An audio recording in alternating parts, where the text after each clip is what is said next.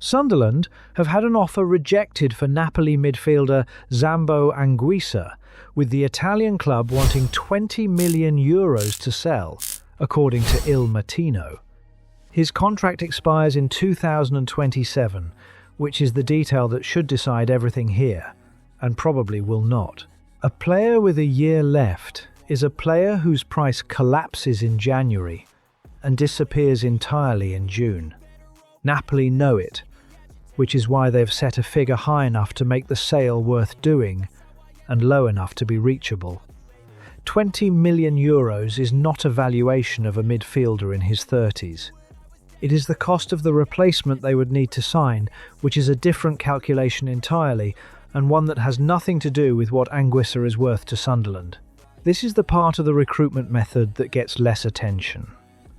2 Serie A titles, a key role in both, previous experience at Fulham, and an agent actively working the market because his client's future is unresolved. Buying a senior player at the point where his current club cannot commit to him is exactly how you add experience without paying for potential, and it is the one thing that squad has always needed alongside the young signings. Except the timing works against the buyer, not the seller. Napoli have Max Allegri wanting to keep him, no obligation to sell before the deadline, and no pressure until the winter. Sunderland have 3 weeks and a midfield that has spent this window watching other positions get the attention. That is not a negotiation, it is a countdown, and the club with the fixture list is the one that blinks. Maxime Nana being in Naples changes the shape of it slightly. An agent physically present, trying to understand how both parties proceed, usually means the player has decided something. If Anguissa has, Napoli's resistance becomes a lot more expensive to maintain.